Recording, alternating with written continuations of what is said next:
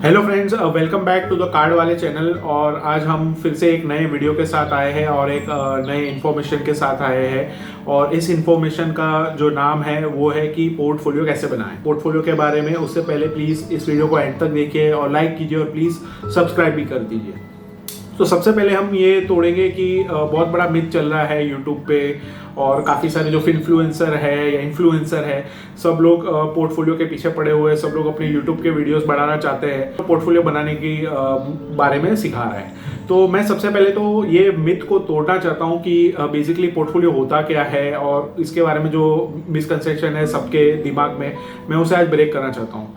तो अगर आपने काफ़ी सारे वीडियोस या काफ़ी सारे फाइनेंशियल एजेंट्स को या देखा होगा कि आप कुछ स्टॉक्स खरीदिए, कुछ स्टॉक्स अगर जो सस्ते हुए तो उसे बेचिए, और अगर किसी भी स्टॉक का भाव कम हो रहा है तो आप उसे अपने पोर्टफोलियो में ऐड कीजिए, तो इससे आपका पोर्टफोलियो बनेगा और आगे जाके आपको इस पर बहुत सारा रिटर्न्स आएगा। तो ये सब कुछ गलत है, ठीक। जो भी पोर्टफोलियो होता है ना, पोर्टफोलियो का सिंपल मीनिंग है कि कॉम्बिनेशन ऑफ थिंग्स, मतलब combination of different kind of things.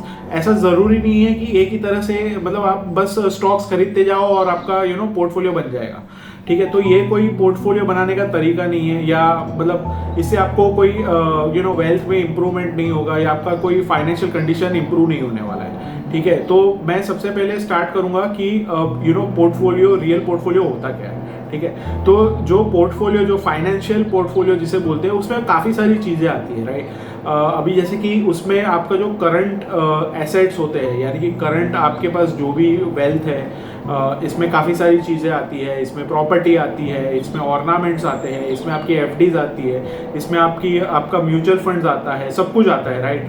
तो जब भी आपको पोर्टफोलियो अपना बनाना हो, राइट, तो ये सारी चीज़ें को ना कंसीडर कीजिए। और जब भी आप इस सारी चीज़ों को कंसीडर करोगे तो आप एक छोटा सा लिस्ट बना लो, जैसे कि 8-10 चीज़ों का, और आप खाली इतना टोटल करो कि भाई आपके पास कौन से एसेट्स हैं, ठीक है। जैसे कि आपका एक कोई अपना घर हो गया, या आपका कोई एफडी हो गया, या आपका कोई एलआईसी हो गया, एलआईसी पॉलिसी हो गई, या कोई लाइफ टर्म पॉलिसी हो गई, या आपके पास कोई म्यूचुअल फंड्स है, या कोई आपके पास गोल्ड बॉन्ड है, या कुछ भी है, राइट। उसको सारा सब कुछ लिस्ट कर दीजिए, राइट। अभी जब भी आप लिस्ट कर दोगे ना, तो उसके अगेंस्ट ना आप उसमें कोई भी रफली वैल्यू डाल दीजिए। जैसे कि कोई आपकी एफडी है, तो मतलब 2 लाख की एफडी है, या आपके पास कोई ओडी है, गोल्ड बॉन्ड है, या आपके पास मतलब कोई म्यूचुअल फंड है, या कोई एलआईसी की पॉलिसी है, सब कुछ, ठीक है। अभी आपने इसका लिस्ट बना दिया, आपने इसके अगेंस्ट सब कुछ अपना अमाउंट भी डाल दिया, राइट। अभी आप जब भी अमाउंट को ना एक बार एनालाइज कीजिए, आप उसे ठीक से देखिए, तो आपको ना क्या पता चलेगा, पता है, एक बहुत ही फन फैक्ट पता चलेगा कि आपकी जो इस पोर्टफोलियो में, ठीक है, जो ओवरऑल पोर्टफोलियो की बात कर रहा हूँ, राइट। तो ये जो ओवरऑल पोर्टफोलियो में आप देखोगे कि जिस भी इंस्ट्रूमेंट का सबसे कम कीमत है, सबसे कम वैल्यू है, जैसे कि समझो आपके पास कुछ स्टॉक्स भी हो गए, राइट, तो या कुछ म्यूचुअल फंड भी हो गए, तो उसकी वैल्यू पे आप नजर डालिए। वो जो वैल्यू होगी ना, 5,000, 10,000, 20,000, 2 लाख, जो भी होगी, आपके ओवरऑल पोर्टफोलियो में वो 5% भी नहीं होगी या 10% भी नहीं होगी, ज़्यादा से ज़्यादा 10% होगी, राइट। बट आप अपनी लाइफ के बारे में देखिए, आप जो है ना सारा पूरे दिन का, पूरे मतलब आपके लाइफ का जो कॉन्सेंट्रेशन है ना, आप उसी चीज़ पे ही लगाओगे, मतलब उस 5% पे 10% के कि भाई वो चीज़ बढ़ जाए, राइट। बट आपका जो ओवरऑल पोर्टफोलियो है ना, वो सिर्फ मतलब छोटा सा स्टॉक्स नहीं है, या कोई म्यूचुअल फंड नहीं है, राइट। उसमें आपका मतलब घर का भी एसेट्स आता है, आपके ऑर्नामेंट्स आते हैं, बिकॉज गोल्ड का भी वैल्यू बढ़ रहा है, आपके म्यूचुअल फंड का भी वैल्यू बढ़ रहा है, आपका जो एलआईसी आप प्रीमियम पे कर रहे हो, तो उस एलआईसी का भी आपको रिएम्बर्समेंट आने वाला है, या XYZ, राइट। तो मैं इस वीडियो के साथ इसलिए आया क्योंकि मैंने काफ़ी सारे यूट्यूबर्स को देखा कि मतलब अंधाधुंध सब बोल रहे हैं कि स्टॉक खरीदो तो आपका पोर्टफोलियो बन जाएगा। नहीं, आपका स्टॉक मार्केट का पोर्टफोलियो बन सकता है, बट आपका ओवरऑल फाइनेंशियल मतलब पोर्टफोलियो नहीं बढ़ सकता है। तो अगर आपको ओवरऑल अपना वेल्थ पोर्टफोलियो बनाना है जिसमें आपका सब कुछ कवर हो, तो आपको स्टॉक मार्केट को एक वन ऑफ द पैरामीटर लेना है, और बाकी जो भी आपका मतलब एसेट्स होगा ना, उसको साथ में उसको रखिए, मतलब उसका लिस्ट बना के रखिए।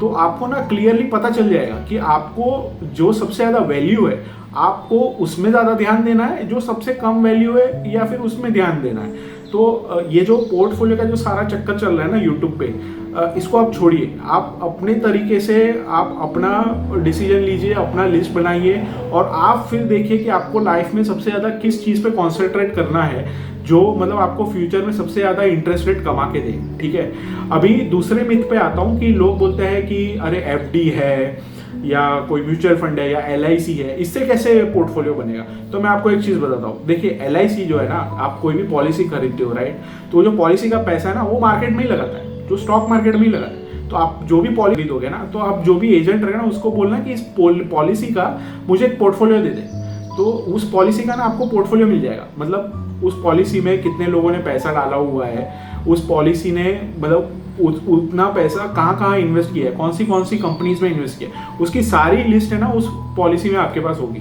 तो जो भी लोग बोलते हैं ना कि अरे स्टॉक मार्केट में मतलब इन्वेस्ट कर रहे हो वो रिस्की है, ऐसा नहीं है। आप एलआईसी भी भर रहे हो, जो आप मानते हो कि सबसे सेफ है, वो भी सारे कंपनीज में इन्वेस्ट करता है। सारे स्टॉक उस जो भी आपके पैसे उससे सारा सब कुछ स्टॉक मार्केट में ही इन्वेस्ट करता है। तो ये जो मिथ है ना, ये सबसे गलत मिथ है। दूसरी चीज़ है कि आप जब भी कोई एफडी करवाते हो राइट बैंक में, बिकॉज वो सबसे आसान है कि भाई एक अमाउंट दिया, आप उसको लॉक करवा दो, आपको कंटिन्यूस इंटरेस्ट मिलेगा राइट। तो बैंक को कोई झाड़ से तो इंटरेस्ट आता नहीं है, वो आपके एफडी से कुछ तो कमाएगा राइट।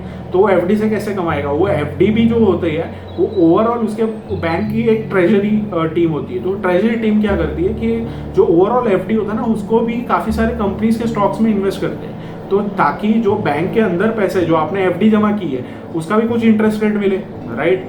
तो जो भी लोग हैं ये बोल रहे हैं कि भाई एफडी में इन्वेस्ट किया या कोई म्यूचुअल फंड लिया या कोई एलआईसी पॉलिसी लिया, कोई इंश्योरेंस, ये सारी companies at the end stock market में ही इन्वेस्ट करती है। तो अगर आप इन सारे एसेट्स आपके पास है, चाहे एलआईसी हो या एफडी हो या कुछ भी हो, तो ये सब कुछ आपका पोर्टफोलियो ही बना। आपको इसके लिए कोई अलग से 10-15 स्टॉक्स लेने की जरूरत नहीं है।